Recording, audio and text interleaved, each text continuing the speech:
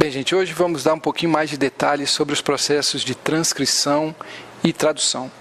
Então, nós vamos hoje conversar um pouco mais sobre transcrição e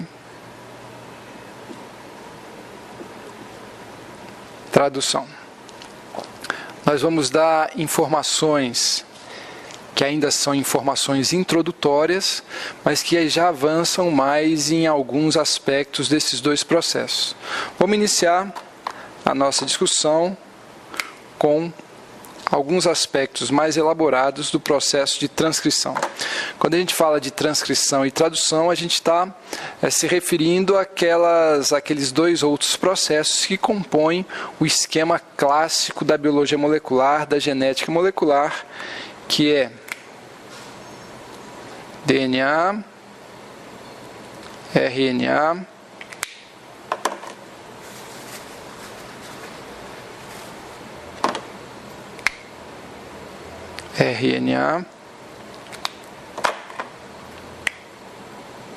proteína,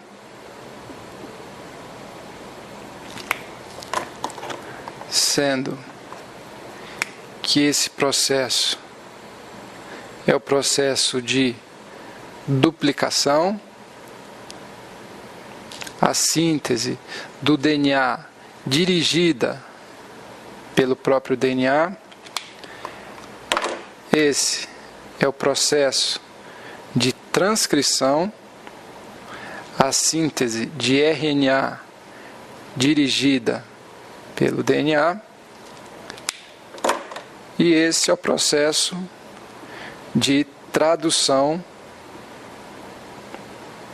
a síntese de proteína dirigida por RNA. Esse é o esquema clássico que vocês já devem ter visto mais de 1 milhão de vezes na vida de vocês. Então hoje a gente vai entrar em um pouquinho mais de detalhe do fenômeno de transcrição, síntese de RNA, e do fenômeno de tradução, síntese de proteína. Então vamos começar com a transcrição.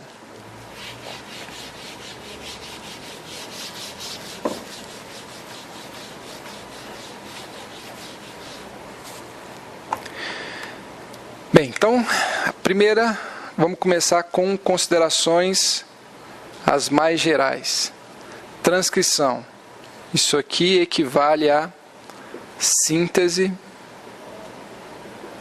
de RNA, dirigida por um molde de DNA. Então, a transcrição é quando a célula produz uma cadeia de RNA cuja sequência foi definida pelo molde de DNA. Isso é transcrição.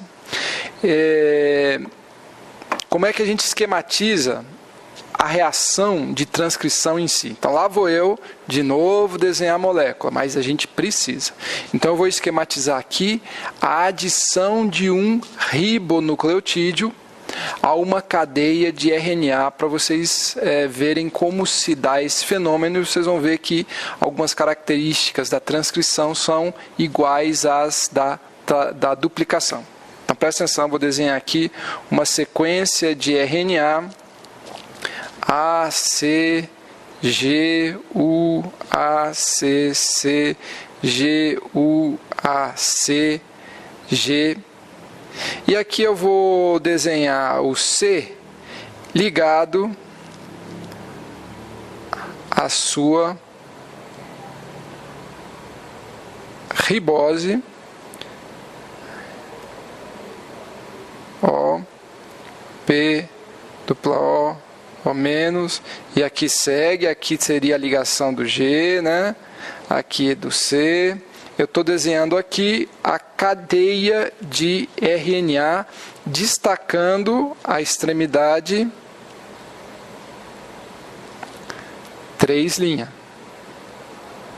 Então, uma fita de RNA, do mesmo jeito que a fita de DNA, ela tem uma extremidade 5' e uma extremidade 3'. Então, essa assimetria que existe no DNA também existe no RNA. Isso é uma característica de todos os ácidos nucleicos. Então, se essa aqui é a extremidade 3', essa aqui vai ser a extremidade 5' da fita, tá bom? 5'. Então aqui, nesse esquema, eu destaquei apenas a extremidade 3', desenhei a ribose da extremidade 3'. Por que isso aqui é uma ribose? Porque no carbono 2' a gente tem uma hidroxila, e isso é que diferencia um ribonucleotídeo de um desoxirribonucleotídeo. Isso aqui é um RNA, então a pentose, ou seja, o açúcar de 5 carbonos, tem que ser uma ribose. Hidroxila no carbono 2', que está aqui. E também a outra diferença, em vez de T, a gente tem o U. O T é apenas o U metilado, e em vez de ribose, desoxirribose. Então aqui nos RNAs nós temos uridina e não timidina, que é o que acontece no DNA. Enfim, está aqui a extremidade 3'. Afinal de contas, eu desenhei esse esquema para mostrar a adição. Eu vou colocar aqui a adição de um OH, um ribonucleotídeo, O, P, dupla O menos, P, dupla O menos, P, dupla O menos, O menos. Isso aqui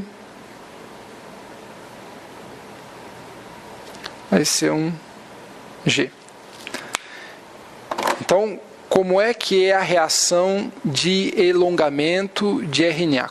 Como é que é a reação, um aspecto da reação de transcrição? Síntese de RNA, polimerização de uma cadeia de RNA, elongação de uma cadeia de RNA. Tudo isso é sinônimo de transcrição, sempre dirigida por um molde de DNA que eu não especifiquei aqui para ficar mais simples. Então, nesse caso, pessoal, a hidroxila do carbono 3' ataca o fósforo alfa, que é o fósforo ligado no carbono 5' do resíduo de ribonucleotídeo, que vai entrar na cadeia e, por causa disso, se tornar um resíduo de ribonucleotídeo. Então, a reação é entre a hidroxila do carbono 3', da fita de RNA, e o fosfato alfa, o fósforo alfa, do nucleotídeo, do ribonucleotídeo, que vai entrar na cadeia, né, que vai ser o mais recente resíduo da cadeia. Então, a síntese de RNA, com relação a quais grupamentos reagem, é igual à síntese de DNA. A extremidade 3' de uma fita reage e, por causa disso, recebe o ribonucleotídeo que vai entrar. Então, a extremidade que cresce em uma fita de RNA também é extremidade 3'. Então, o sentido de síntese ou de polimerização também é polimerização 5' para 3', do mesmo jeito que a polimerização do DNA. Então, a extremidade de um RNA que está sendo sintetizado, a extremidade que recebe os novos resíduos é a extremidade 3'. O sentido de polimerização de RNA, o sentido da síntese de RNA é 5' para 3'. Quais são os grupamentos que reagem para essa recepção, para a entrada, para o elongamento? O grupamento hidroxila 3' atacando o fósforo alfa do carbono 5' do ribonucleotídeo que vai entrar. Tá certo? Nessa reação aqui, depois que o nucleotídeo é liberado, deixa eu apagar isso aqui.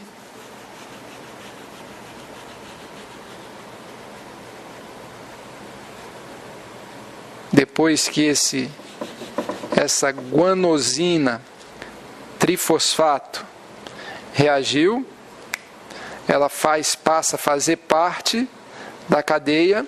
A extremidade aqui é a extremidade 3', agora a extremidade 3' da guanosina, da ribose da guanosina, que agora é monofosfato, é a própria extremidade 3' da fita, e é liberado P dupla O, P dupla O menos, O menos, O menos, O menos. Isso aqui a gente chama de pirofosfato. Ok? Então, em linhas gerais, essa aqui é a reação de polimerização de síntese de RNA. Por que entrou esse G aqui? Porque na fita molde de DNA tinha um C. E eu não explicitei isso aqui. Eu só estava querendo destacar a semelhança, a identidade, na verdade, a igualdade entre o sentido de polimerização 5', 3', que vale para o DNA, vale também para o RNA. Então lembra, sentido de polimerização da transcrição, sentido de síntese de RNA, sentido de polimerização de RNA, 5' para 3'. A extremidade que cresce é a 3'. A extremidade que recebe os novos resíduos os novos monômeros é a 3'. Tá bom? Primeiro aspecto que eu gostaria de destacar com vocês. Bem, agora outra coisa muitíssimo importante, informação indispensável. Se não me engano, em outro vídeo eu falei para vocês que uma das diferenças da duplicação e da transcrição é que a duplicação do DNA é um fenômeno global. Então, quando o cromossoma começa a se duplicar, ele se duplica totalmente. A transcrição é um fenômeno local. Apenas regiões do DNA produzem RNAs. Tá certo? Apenas regiões do DNA servem de molde para a síntese de um RNA complementar. Apenas regiões do DNA servem de molde para a síntese de RNA. E esse é um dos grandes motivos pelos quais células de um mesmo organismo são radicalmente diferentes. É a seleção dessas regiões do DNA que serão transcritas. Tá certo? Bom, mas isso é outra história. Depois a gente volta nisso. É muito interessante, mas não vamos falar nisso agora não. De qualquer maneira, transcrição é um fenômeno local. Então eu posso escrever aqui uma sequência. Vou desenhar aqui escrever aqui um DNA qualquer. A, C, G, T, C, C, T, C, G, A, T, T, A, C, G, T, A, C, segue. Vou escrever a complementar, T, G, C, ops, vou mudar de cor.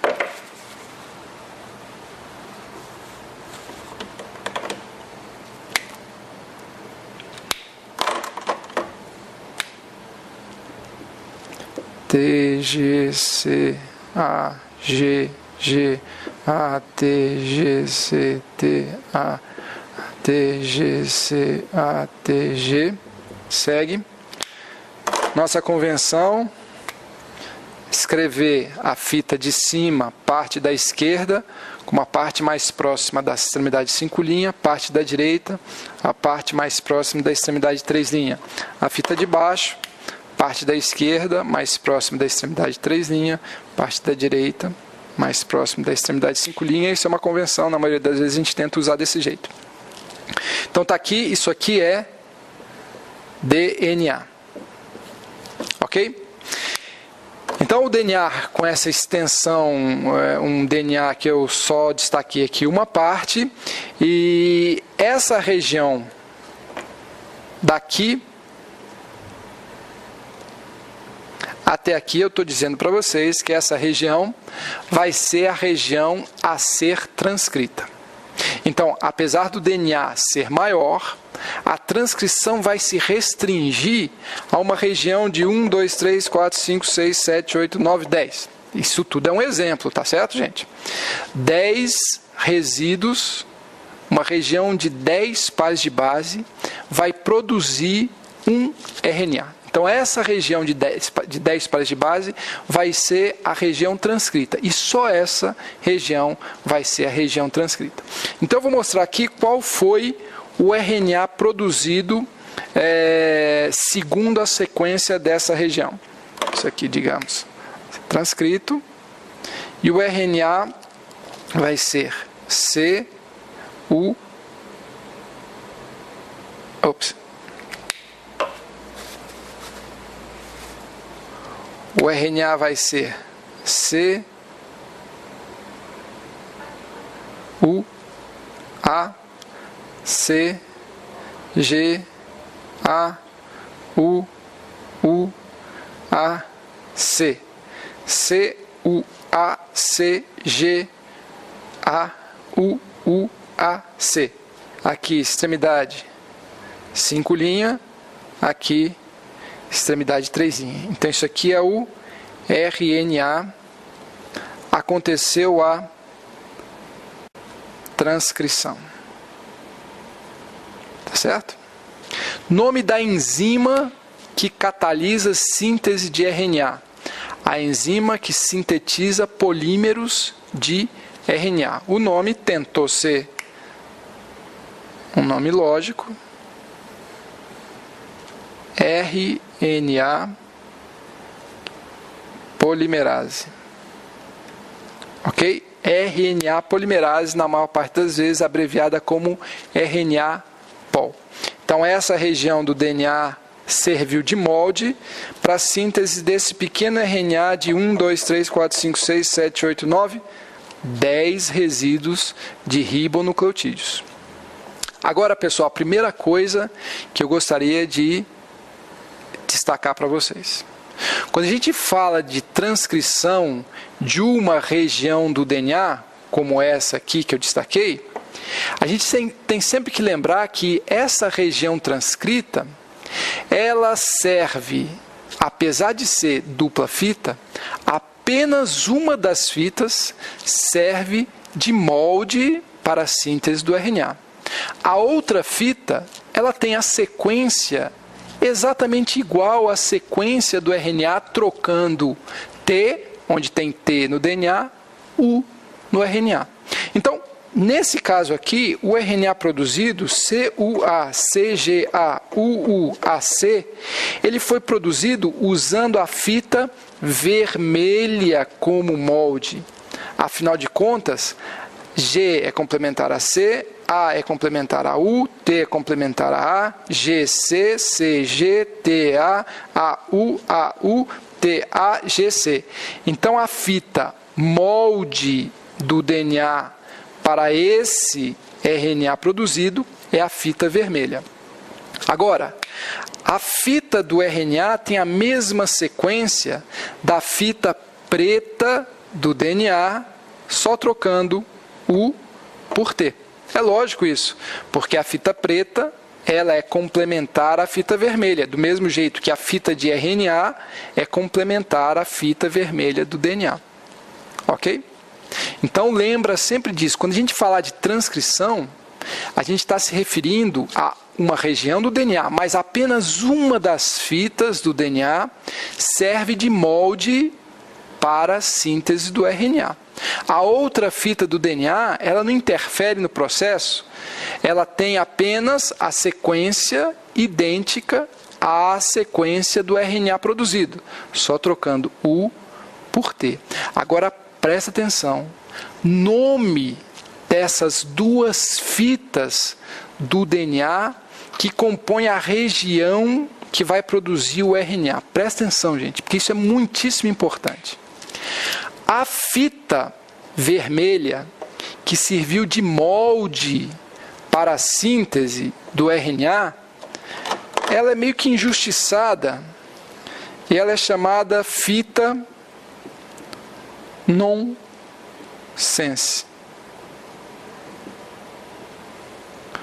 ou não codante. Ela serve de molde para a síntese do RNA, mas ela é chamada de nonsense, não codante. A fita preta, que tem a sequência igual à sequência do RNA produzido, só trocando U por T, essa fita preta é chamada de fita sense, ou fita codante. Por que a gente dá o nome da fita que serve de molde para o RNA a fita vermelha, a gente chama ela de nonsense.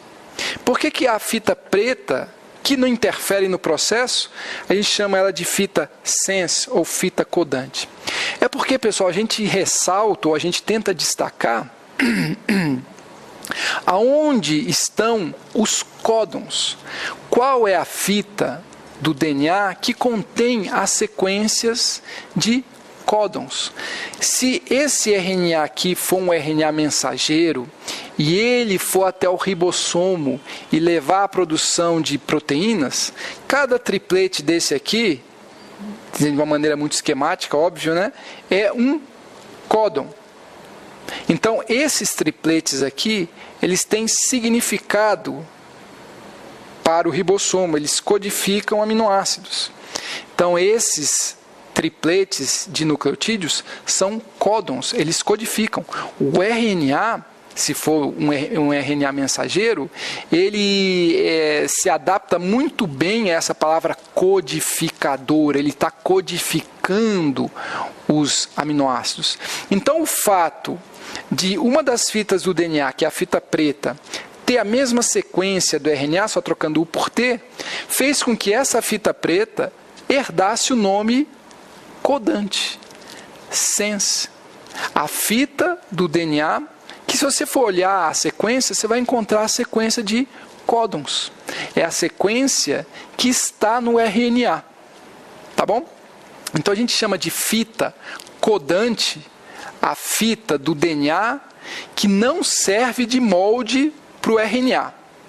Fita codante no DNA é a fita do DNA que tem a mesma sequência do RNA, só trocando T por U. A outra fita do DNA, que é a fita que serve de molde para a síntese do RNA, a gente chama injustamente de nonsense, não codante. Tá certo? É lógico que ela é sense, né? É muito sense. Tanto que ela serve de molde para a síntese do RNA, mas recebeu esse nome de nonsense. Então lembra dessa diferenciação, esses termos. É importante quando a gente estiver analisando estruturas codificadoras no DNA. Tá certo? Uma região do DNA é transcrita, beleza. Uma das fitas do DNA serve de molde, a outra não serve para nada. Não, estou de brincadeira. A outra não interfere no processo. A fita que serve de molde para o RNA é chamada de fita nonsense. A fita do DNA que tem a sequência igual ao RNA é chamada de fita sense ou codante. Ok? Então, fita sense ou codante, mesma coisa. Fita nonsense ou não codante, mesma coisa. Nonsense serve de molde.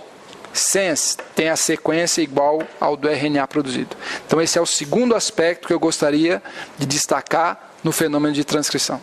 Agora, o seguinte, eu vou aproveitar esse mesmo exemplo aqui. Uma pequena região do DNA produziu esse RNA. A fita vermelha que serviu de molde, a fita preta é a fita que tem a sequência igual ao do RNA produzido. A enzima que catalisa o processo de transcrição é RNA polimerase.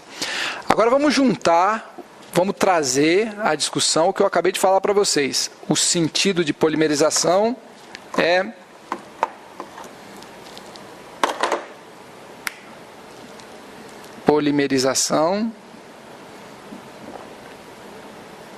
sempre 5' para 3'. Então, se o sentido é 5' para 3', a ponta que recebe os nucleotídeos é a ponta 3', qual dessas duas extremidades foi a primeira a ser produzida?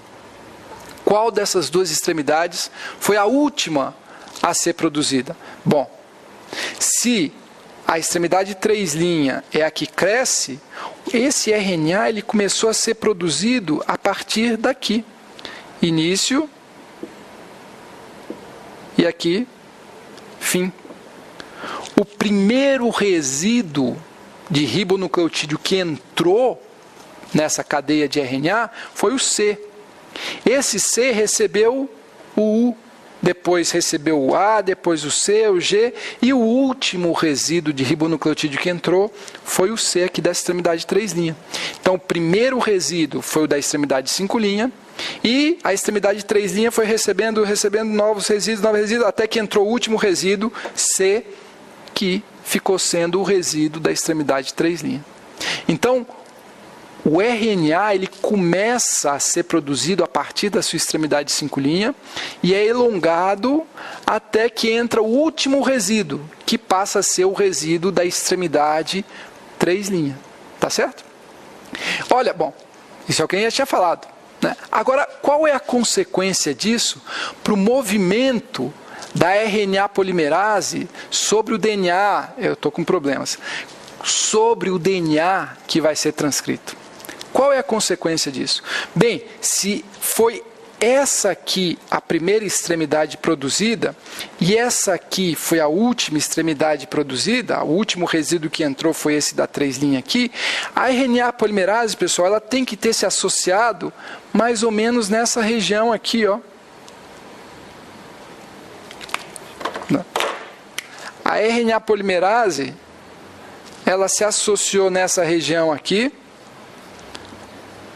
RNA pol, e foi lendo, se movimentando para cá, usando a fita vermelha como molde e produzindo o RNA. Então a RNA polimerase ela teve que se associar aqui para conseguir se movimentar sucessivamente e lendo primeiro o resíduo lido, segundo, terceiro, quarto, quinto, sexto, sétimo, oitavo, nono, 10º.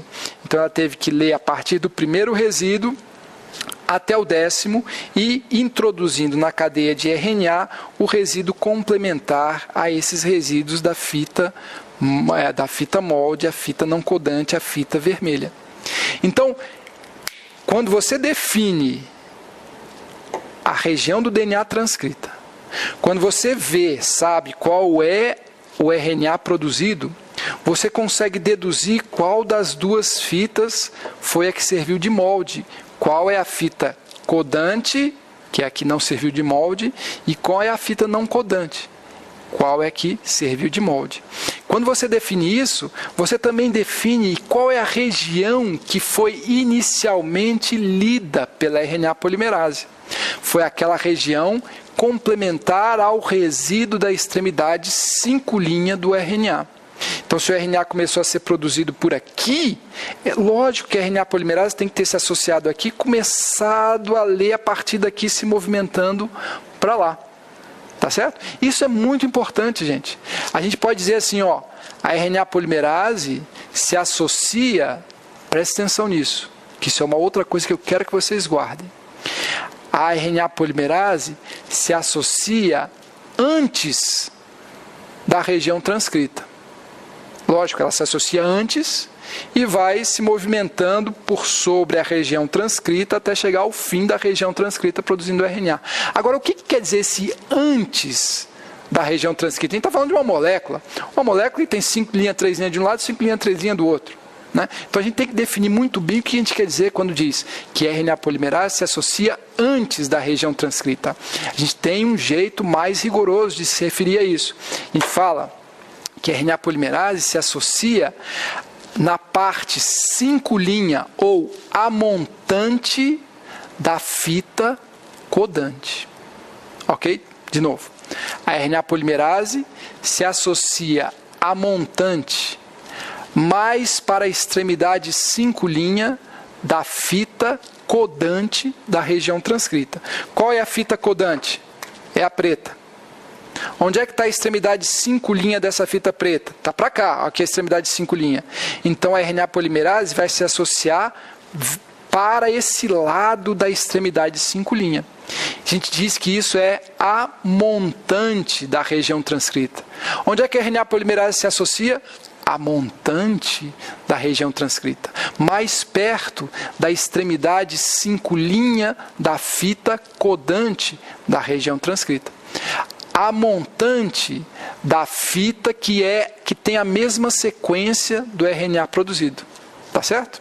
Qualquer proteína que se associe aqui, digamos, a gente vai falar assim, essa proteína X se associa a jusante da região transcrita. O que quer dizer a jusante? Mais próximo da extremidade 3' da fita codante. Ok? Ou, do jeito não rigoroso, essa proteína preta aqui se associa depois da região transcrita. O melhor é falar, se associa a jusante da região transcrita, né? Se associa 3 linhas da fita codante da região transcrita. Então, vou botar assim, a montante equivale a 5 linhas, mais perto das 5 linhas da fita codante, sempre da fita codante. A jusante equivale a 3 linhas. Esse A, né, preposição, né? Esse é o problema de ficar usando A, T, C, G. Depois você escreve um A, que é só um artigo, uma preposição, o cara já pensa em adenina. Não, isso aqui é preposição. Então, 3 linhas, mesma coisa que a jusante. 5 linhas, mesma coisa que a montante. Tudo isso sempre pensando na fita codante ou fita sense, ou seja, a fita que tem a fita do DNA que tem a mesma sequência do RNA produzido, só trocando T por U. Então isso é uma outra coisa que é indispensável que vocês saibam. O que é a jusante? O que é a montante? Quero me referir a aos dois lados de um gene, de uma região transcrita. A montante e a jusante. Lembra disso, pessoal, muitíssimo importante. Bom, vamos continuar e com mais um exemplo. Deixa eu só, antes de passar para esse novo assunto, dar outras palavras, mas a gente vai evitar usar esses sinônimos de amontante e ajusante. Muitas vezes a gente encontra amontante com uma palavra em inglês, upstream, ajusante como downstream. Então, upstream é a mesma coisa que amontante, 5 linhas. Downstream é a mesma coisa que ajusante ou 3 linhas. Vamos tentar evitar, vamos usar as palavras em português. Afinal de contas, nossa língua é maravilhosa. Bom, deixa eu continuar aqui usando esse mesmo fragmento de DNA para destacar um outro ponto muitíssimo importante do fenômeno de transcrição, né? O fenômeno de transcrição é um fenômeno local. A RNA polimerase se associa numa região do DNA, inicia a transcrição lendo uma região do DNA e termina a transcrição produzindo um RNA com a sequência definida. Eu gostaria de destacar uma definição fundamental. A região na qual a RNA polimerase se associa, então nesse caso aqui seria o ACGT, segue,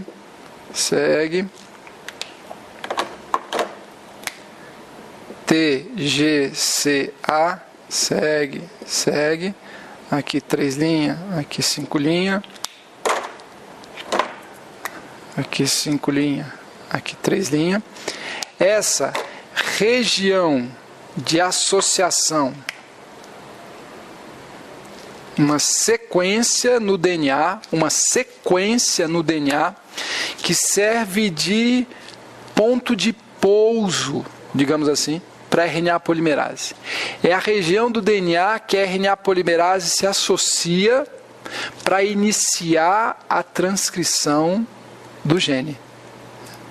Essa região, a região indispensável para que a RNA polimerase se associe para promover a transcrição, se chama promotor. Promotor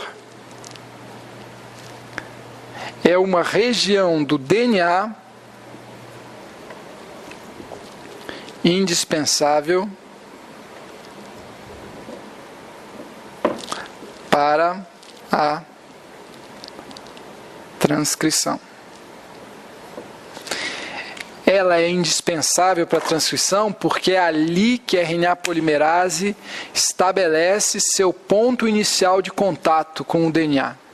E é aquela região que define qual é a região que vai ser transcrita. Então, o promotor, pessoal, é uma região fundamental para a transcrição, porque toda região transcrita, toda região no DNA que serve em algum momento de molde para a síntese de um RNA, ela só serve de molde, essa região do DNA só é transcrita porque existe em alguma região perto dessa região do DNA, existe em algum lugar um promotor, um ponto para associação da RNA polimerase.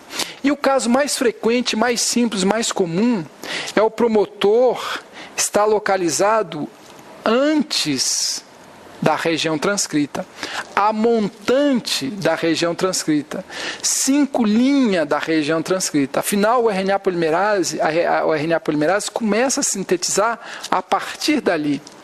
É o que a gente tinha discutido antes. Então, o promotor, como sendo o ponto inicial de associação da RNA polimerase, para imediatamente depois iniciar o processo de transcrição, o promotor, ele se encontra a montante da região transcrita. Esse é o caso mais simples. A gente vai ver algumas exceções quando a gente vai falando de eucarioto, uma RNA polimerase específica de eucarioto. Mas o caso clássico a RNA polimerase se associa na região promotora do gene. E é depois dessa associação à região promotora que a transcrição se inicia. Então, uma etapa fundamental para a transcrição é a RNA polimerase se associar ao promotor. Uma etapa fundamental para a transcrição é existir um promotor que controla e define, mais que controla, ele define qual região do DNA vai ser transcrita. Tá certo? Então, a região promotora é o ponto de pouso da RNA polimerase. Por quê? Então, você fala assim, mas o promotor é DNA. Né? O que faz o DNA se associar à RNA polimerase? Essa resposta é a resposta geral de biologia molecular. Complementariedade de superfícies e de cargas.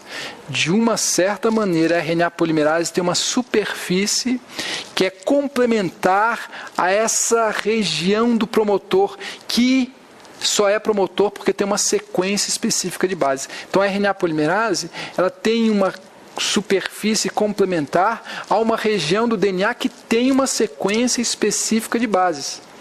Toda a região do DNA que tem essa sequência específica de bases, que dá uma superfície a essa região do DNA, que é reconhecida pela RNA polimerase, esse DNA funciona como promotor. Então, tudo em biologia molecular, quando você fala, se associaram duas entidades físicas, complementariedade de superfícies e cargas. Então, os promotores, eles têm uma complementariedade entre a sua superfície e a superfície da RNA polimerase. É por isso que a RNA polimerase se associa a eles. Tá bom? E, como eu acabei de falar, promotor tem uma sequência específica, né? Essa sequência de promotor, ela já é conhecida, né? E é uma região de mais ou menos uns 70, 80 pares de base, que tem uma sequência determinada que faz com que funcione como promotor. Depois a gente vai explicitar que sequência é essa para o caso quando estiver analisando o Operon-Lac. Mas lembra disso. Promotor é DNA. Promotor é DNA, uma região do DNA que tem uma afinidade pela RNA polimerase, e é ali que a RNA polimerase tem que se associar para iniciar a transcrição do gene. Então lembra, promotor é indispensável para que a transcrição aconteça. O promotor é aquele ponto de associação entre DNA, promotor é a região do DNA que a RNA polimerase reconhece e se associa para dar início ao processo de transcrição. Então, promotor, DNA indispensável para a transcrição. Como a transcrição é um fenômeno local, ela tem ponto de início, definido pelo promotor, pela posição do promotor, que está a montante do gene, a montante da região codante, e a região transcrita é definida pelo início e um ponto de fim, uma região do DNA que funciona como sinal para término de transcrição. Isso que define a localidade, a limitação do processo de transcrição. Esse fenômeno de terminação de transcrição a gente vai abordar quando a gente estiver falando de regulação da expressão gênica, mas eu já queria adiantar agora isso para vocês, que do mesmo jeito que o promotor, ou de uma maneira análoga, o promotor é o sinal para início da transcrição, é um sinal indispensável para o início da transcrição, o terminador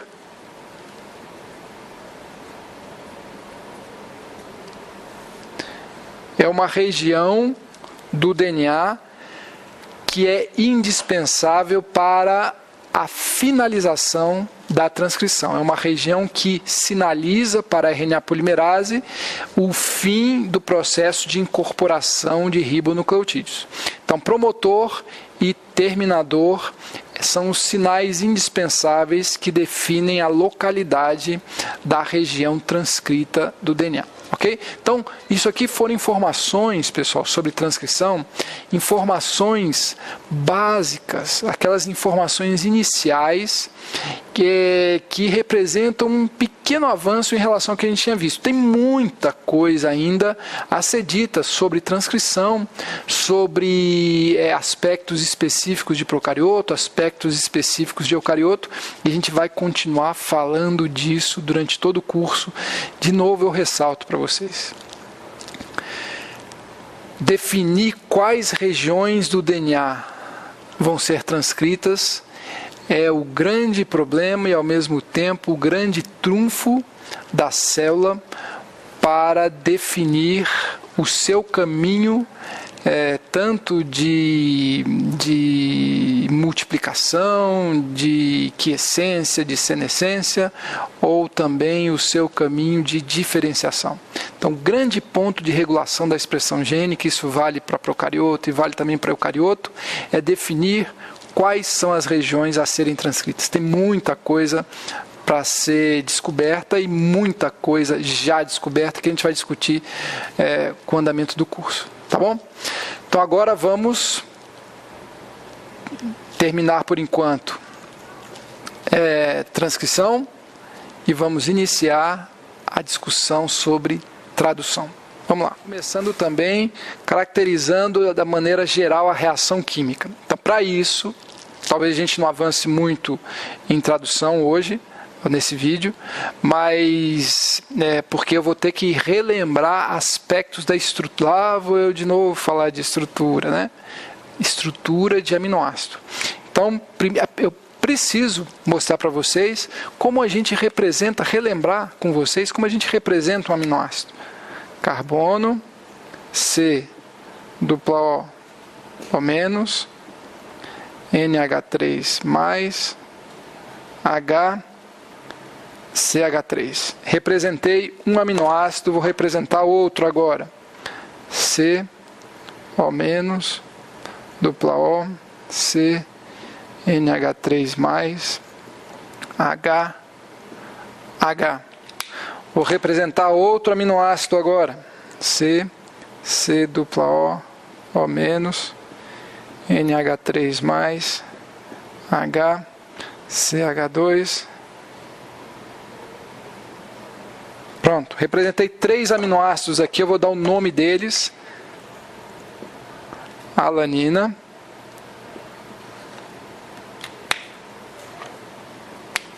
glicina e esse aqui, fenilalanina. Dei 3 exemplos dos 20 aminoácidos que compõem as proteínas que participam da síntese ribossomal das proteínas. Vocês já devem ter percebido que desses 3 aminoácidos, isso é uma regra que vale para os outros 20, existe uma região variável, né, que é o que torna um aminoácido diferente do outro. Então, uma das ligações desse carbono, que a gente chama de carbono alfa, é nesse carbono alfa que se ligam um grupamento amino, um grupamento carboxi, um grupamento amino e um hidrogênio. E se liga um ácido carboxílico e um amino no carbono alfa, por isso que a gente chama de alfa-aminoácidos, isso aqui são alfa-aminoácidos. Então, uma das ligações dos alfa-aminoácidos é o ponto de variação que torna um aminoácido diferente do outro. Então, esse ponto de variação a gente chama de cadeia lateral. Quando a gente estiver analisando estrutura de proteína, ou se a gente vier fazer isso, melhor dizendo, a gente vai falar disso. Cadeia lateral, cadeia lateral. Então a gente fala assim, a cadeia lateral da alanina é um metil CH3, cadeia lateral da glicina é um aminoácido que não tem cadeia lateral, só tem um hidrogênio. Cadeia lateral da fenilalanina é um CH2 e um anel benzênico. Tá certo? Então é um derivado do tolueno. Então é a cadeia lateral que torna um aminoácido diferente do outro. Enfim, para a gente entender um pouquinho mais o processo de tradução, a gente tem que prestar atenção no grupamento carboxi e no grupamento amino. Tá certo? Grupamento carboxi e grupamento amino.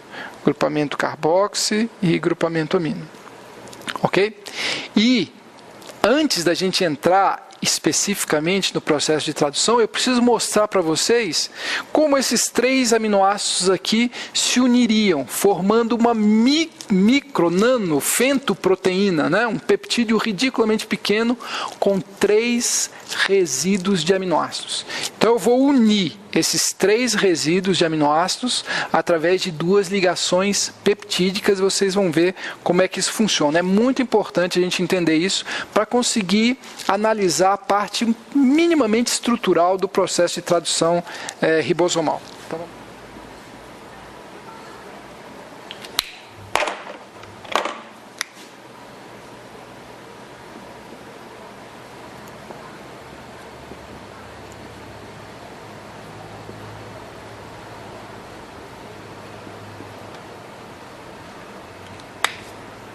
Aqui, essa aqui é um resíduo, né, uma alanina, que faz parte agora de uma cadeia proteica, a gente chama de resíduo de alanina. Aqui a glicina, que se ligou à alanina, e aqui a fenilalanina,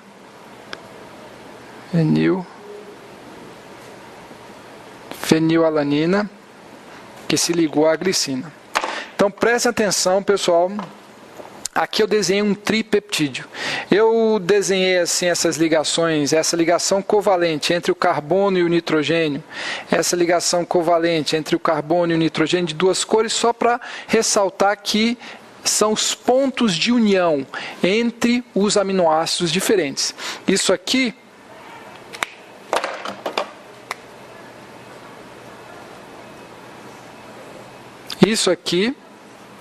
é a ligação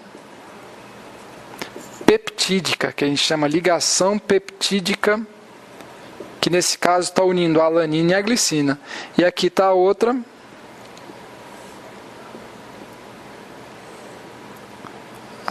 ligação peptídica que une a glicina e a fenilalanina. Então observa, a ligação peptídica uniu o grupamento carboxílico da alanina com o grupamento amino da glicina.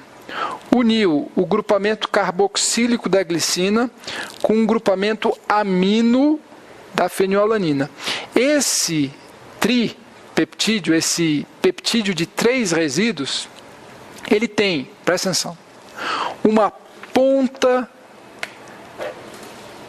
livre, que é um grupamento amino, e tem uma ponta, a outra ponta livre, que é o grupamento carboxila ou simplesmente carboxi. Tá certo? Então, uma proteína, meus amigos, uma cadeia de aminoácidos, sempre você consegue, é também uma estrutura assimétrica com relação às suas extremidades. uma extremidade de uma cadeia de proteína, ela tem o grupamento amino livre. A outra extremidade da proteína tem o grupamento carboxi livre. Quais são os grupamentos que unem os aminoácidos? O carboxi de um se liga ao amino do outro. Esse carboxi recebe mais, se associa a mais um amino. Repetindo, como é que ocorre a ligação entre os aminoácidos? Amino, primeiro aminoácido, carboxi. Aqui, o carboxi de um se associa ao amino do outro. O carboxi do outro se associa ao amino do ainda outro. Tá certo? Então, a ligação peptídica é sempre feita entre a parte carboxi de um aminoácido e a parte amino do outro aminoácido. Ok? A ligação, a proteína, a cadeia proteica tem uma extremidade amino e uma extremidade carboxi. Isso é muito semelhante, assim, em termos conceituais, às extremidades 5' e 3' dos ácidos nucleicos. Né? A extremidade 5' fosfato, uma ponta 5' fosfato dos ácidos nucleicos, a outra ponta 3' OH. Né? É a mesma coisa em termos conceituais. Uma cadeia proteica tem uma ponta que é diferente da outra. Uma ponta é o grupamento amino livre, a outra ponta é o grupamento carboxi livre.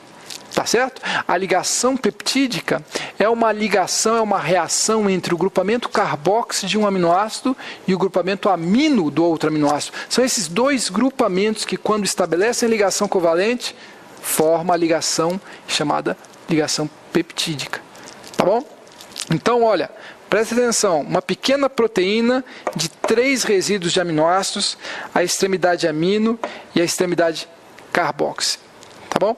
Eu vou fazer uma coisa que eu deveria ter feito antes, né? Que é ressaltar aqui como é que esse tripeptídeo, essa proteína de 3 resíduos, se formou. Vamos lá, antes tarde do que nunca. C NH3+, H CH3, C dupla O menos. Eu vou esquematizar a primeira NH3+, CH, H, C dupla O menos. Qual é a reação? A reação ocorre entre esse grupamento amino atacando o grupamento carboxi. Esses dois grupamentos reagem, sai uma molécula de água e se forma a primeira ligação peptídica, NH3+, CH, CH3, C dupla O, NH, CH, H, C dupla O menos. Está aqui. Agora, como é que entra a fenilalanina? Mesma coisa. NH3+, CH, C dupla O menos, CH2, grupamento benzil. E isso aqui reage com isso aqui. Então, a fenilalanina vai ser introduzida nessa cadeia que só tem 2, vai passar a ter 3, como seguindo esse mesmo esquema, reação entre o grupamento amino e o carboxi, liberação de uma molécula de água, formação de mais uma ligação peptídica. O que vocês percebem aqui, meus amigos? A gente pode dizer que esse esquema, e eu fiz isso, óbvio, de propósito, que o esquema ou o sentido da síntese proteica é polimerização, amino para carboxi. O que eu quero dizer com polimerização amino-carboxi? Eu quero dizer que o sentido da síntese proteica é a partir da extremidade amino e indo para a extremidade carboxi. Eu quero dizer que uma cadeia proteica em crescimento recebe os novos aminoácidos na sua extremidade carboxi. É a extremidade carboxi de uma proteína que é a extremidade que recebe os novos aminoácidos. A primeira extremidade produzida numa proteína é a extremidade amino. A extremidade que cresce paulatinamente em cada etapa de polimerização é a extremidade carboxi. Então a polimerização proteica é sentido amino-carboxi. Do mesmo jeito, meus amigos, que a polimerização de ácidos nucleicos é 5' para 3', esse mesmo conceito a gente usa, esse mecanismo de identificação de reações, a gente usa para dizer que a polimerização, a síntese de proteína é no sentido amino-carboxi, ok? Então, lembrem disso para sempre. Sentido da polimerização de proteínas. Amino-carboxi. Como é que você interpreta? A extremidade da proteína que cresce é a extremidade carboxi. A primeira extremidade produzida, de uma proteína é a extremidade amino. O aminoácido que está na extremidade amino livre de uma proteína foi o primeiro aminoácido que entrou. O aminoácido que está na extremidade carboxi de uma proteína foi o último aminoácido que entrou de todos aqueles anteriores. Tá certo? Então, lembra, polimerização de proteína, sentido amino para carboxi. E aqui, meus amigos, não tem praticamente nada a ver com biologia molecular, né? Eu simplesmente dei uma característica do processo de síntese proteica. A síntese proteica na célula acontece assim: pega um aminoácido livre, pega o outro livre, estabelece a reação entre os dois grupamentos, o carboxi e o amino? De jeito nenhum.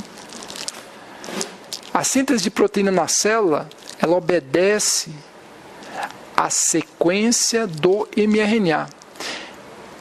A síntese de proteína no ribossomo, ela submete a sequência de aminoácidos da proteína a ser sintetizada à sequência de nucleotídeos do mRNA que está no ribossomo. Então a síntese de proteína na célula é muito mais complexa que isso. Mas esse esquema aqui ressalta um aspecto que vale também para a síntese de proteína ribossomal na célula, que também na célula o sentido da síntese, o sentido de polimerização é amino para carboxi. E era isso que eu queria destacar. Tá bom? Então agora a gente vai falar sobre os aspectos mais específicos do processo celular envolvendo RNA de transferência e RNA mensageiro. Vamos lá. Bom, então, seguinte. Então, quando a gente fala de tradução, a gente tem que pensar em, primeiro, mRNA. O RNA, na verdade, a gente tem que pensar em 3 tipos de RNA para falar do processo de tradução. Sem falar, óbvio, também a gente tem que falar dos 3 tipos de RNA e tem que pensar também que a tradução é um processo de síntese de proteína, né? Então, a tradução é um processo de síntese de proteína submetido a uma série de moléculas de RNA. Os RNAs, eles são agentes fundamentais do processo de tradução. Não só agentes que levam a informação, né, como é o caso do RNA mensageiro, que na sua sequência de nucleotídeos que está definida a sequência de aminoácidos da proteína. Então o RNA mensageiro codifica a sequência da proteína. A gente tem que pensar também no tRNA, que é o RNA que transfere. Esse termo é meio inócuo, estéril. Melhor, em vez de transferir, adapta, né? É melhor usar RNA adaptador. Adapta o códon ao aminoácido. Então não existe nenhuma complementariedade de superfícies e cargas entre um códon e um aminoácido. É indispensável uma molécula que adapte essas duas estruturas, né? Uma molécula que adapte o códon, ou torne o códon afim ao aminoácido. Essa molécula que adapta o aminoácido ao seu códon é o RNA de transferência, o RNA adaptador. No RNA de transferência é que a gente encontra o anticódon, a gente vai falar isso depois. Mas de qualquer maneira, RNA de transferência, RNA adaptador, adapta o códon ao aminoácido. E a gente tem o outro tipo de RNA, é o RNA ribosomal, RNA do ribossomo, que, digamos, são fatores catalíticos estruturais da síntese. Então, o ribossomo, eu acho que o ribossomo é a enzima mais complexa que existe. Acho que a gente pode arriscar e até chamar de organela. É uma multidão altamente organizada de proteínas e RNAs. Esses RNAs são indispensáveis para montar o ribossomo, posicionar as proteínas e também participam cataliticamente no processo de elongamento proteico. Então, o RNA ribosomal é a parte estrutural catalítica, ou contribui tanto para a parte estrutural como para a parte catalítica da organela ribossomo, né, que é o local de síntese proteica na célula. Então, falar de tradução, a gente sempre tem que pensar nisso. mRNA, RNA de transferência, mRNA, RNA mensageiro, RNA de transferência é o RNA adaptador, e RNA ribosomal é quem pega pesado e, de fato, promove ou participa da união dos aminoácidos durante a síntese ribossomal. Tá bom? Então, tradução: RNA mensageiro, RNA de transferência, RNA ribossomal. Eu vou aqui fazer um esquema bem simplório de como é que ocorre aqui o processo de tradução, tentando destacar a reação em si entre a cadeia de proteína que vai receber o novo resíduo de aminoácido. Bom, então vamos lá. Eu vou exemplificar rapidinho aqui o processo um pouquinho mais próximo do modo como acontece na célula, da síntese dessa pequena proteína, alanina, glicina, fenilalanina. Então, aqui o DNA, 5 linhas, vou colocar assim,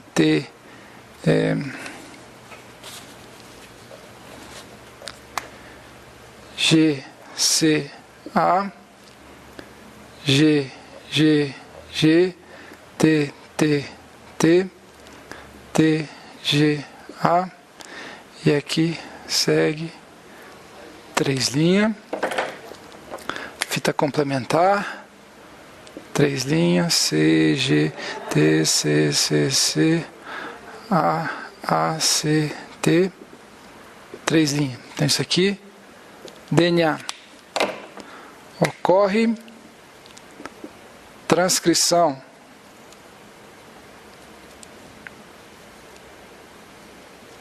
produz o seguinte mRNA, GCA, G,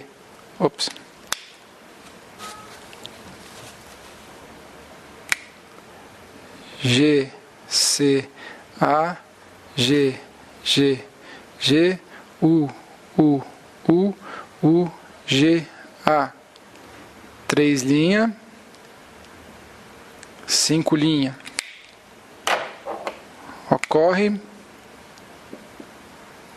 tradução. Esse mRNA, esse aqui então é o mRNA. Ocorre a tradução E a proteína vai ter a alanina, glicina, fenilalanina. Esse aqui é o códon da fenilalanina, UUU. Esse aqui é o códon que define a entrada de glicina, GGG. E esse aqui é o códon que define a entrada de alanina, GCA, tudo aqui de um jeito bem simplificado. Então, no mRNA estão os 3 códons. Esse mRNA tem a sequência semelhante, idêntica à sequência do DNA que está exemplificado com preto. Então, isso aqui é a fita codante, só trocando T por U. Transcrição produziu mRNA, tradução produziu esse pequeno tripeptídeo. Aqui, extremidade amino livre. Aqui, extremidade carboxy livre. Então, é interessante... e esse códon aqui, ó, que eu desenhei, que eu escrevi aqui, o GA, é o códon de terminação. Ok? Códon de terminação. Então, esse pequeno mRNA, ele codifica a entrada de alanina primeiro, glicina em segundo, fenilalanina em terceiro, e aqui o códon de terminação. Vocês vejam uma coisa que a gente já pode deduzir, né, da própria ordenação. A proteína é sintetizada a partir da extremidade amino para a extremidade carboxy. A extremidade amino está codificada mais próximo da região 5' do mRNA. A extremidade carboxy está codificada mais para a extremidade 3' do mRNA. O ribossomo é que promove a tradução, a síntese proteica. Já dá para a gente perceber que o ribossomo começa lendo a extremidade 5' do mRNA e se movimenta para a extremidade 3' do mRNA, porque a extremidade amino das proteínas, que é a primeira produzida, está codificada na extremidade 5', na parte 5' dos mRNAs. Então, o ribossomo, a fábrica celular de proteínas, ela tem que se associar primeiro na extremidade 5', mais próximo da extremidade 5' do mRNA, e se movimentando, lendo sucessivamente os códons do mRNA e se aproximando da extremidade 3' do mRNA, que é onde estão codificados os aminoácidos mais próximos da extremidade carboxy da proteína. Então, o ribossomo, já guardem isso, vai se associar mais próximo da extremidade 5' do mRNA e se movimentar em direção a 3'. Desse jeito, ele produz as proteínas no sentido amino para carboxy, adicionando na extremidade carboxy da proteína que está crescendo os novos resíduos de aminoácidos. Tá bom? Então, isso aqui é uma representação grotesca do ribossomo.